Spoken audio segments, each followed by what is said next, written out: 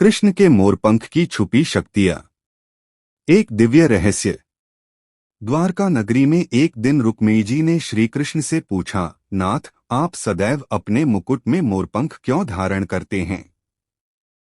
क्या इसका कोई विशेष कारण है? श्री कृष्ण मंद मुस्काए और बोले, रुक्मिणी, यह केवल एक श्रृंगार नहीं बल्कि एक दिव्य रहस्य और शक्ति का प्रतीक है। इस मोरपंख के पीछे एक अद्भुत कथा है।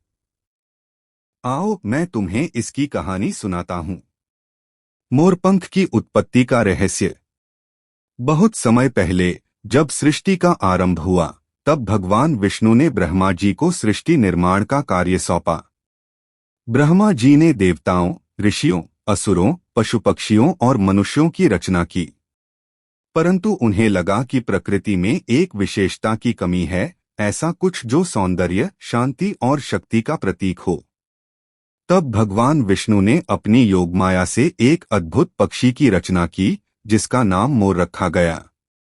मोर को एक दिव्य वरदान मिला कि उसका पंख उन सभी ऊर्जाओं को आत्मसात कर सकता है जो सकारात्मक और आध्यात्मिक होती हैं। यह केवल एक पंख नहीं था, बल्कि ब्रह्मांड की सात्विक ऊर्जा का संकलन था। कृष्ण और मोरों का दिव्य संबंध। जब श्री कृष्ण ब्रज में थे, तब उनके प्रेम और मधुर वंशी की धुन से समस्त गोपियां, ग्वालबाल, पशु पक्षी मोहित हो जाते थे। मोर भी श्री कृष्ण की वंशी ध्वनि पर नृत्य करने लगते थे। एक दिन जब श्री कृष्ण ने वृंदावन के एक हरे भरे उपवन में वंशी बजाई, तब हजारों मोर उनकी ओर खींचे चले आए। उनमें से एक प्रमुख मोर ने कृष्ण के सामने झुककर प्रणाम किया और अपनी बोली में कहा, हे वंशीधर, आपकी धुन से हमारी आत्मा आनंदित हो उठती है। हमारी एक विनती है कि आप हमारी भेंट स्वीकार करें।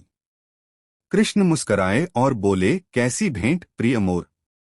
तब उस मोर ने अपने सुंदर पंखों में से एक दिव्य पंख श्री कृष्ण के चरणों में अर्पित किया।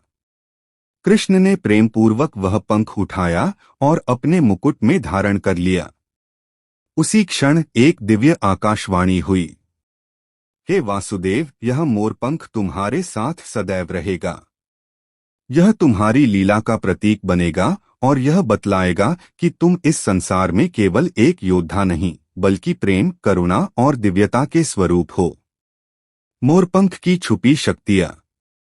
रुक्मिणी विस्मय से यह कथा सुन रही थीं। उन्होंने पूछा, नाथ, इस मोरपंख की क्या विशेष शक्तियां हैं? श्री कृष्ण ने कहा, यह पंख केवल सौंदर्य का प्रतीक नहीं है, यह ब्रह्मांड की सात्विक ऊर्जा को धारण करता है। इसकी कई अद्भुत शक्तियां हैं। एक, सर्व नकारात्मक ऊर्जा का नाश। यह पंख आसुरी शक्तियों को दूर रखता है और वातावरण को शुद्ध बनाता है। 2, ज्ञान और ध्यान की वृद्धि। जो व्यक्ति इसे अपने पास रखता है, उसके मन में शांति बनी रहती है और आध्यात्मिक उन्नति होती है।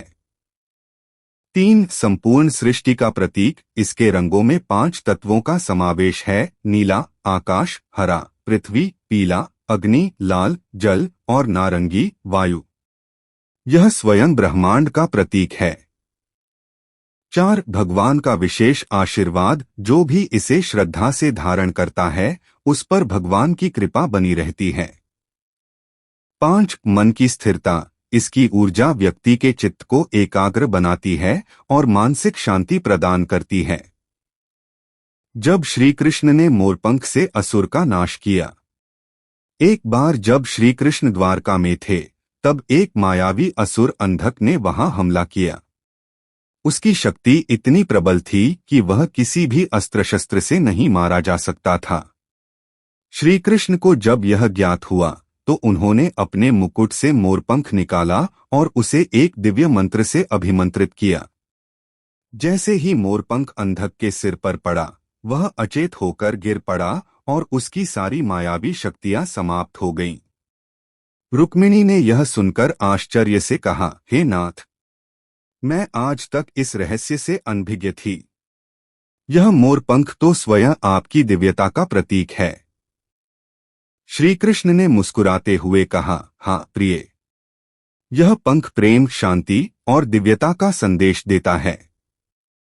जो इसे सच्ची श्रद्धा से धारण करता है उसे भगवान की कृपा और आशीर्वाद प्राप्त होता है।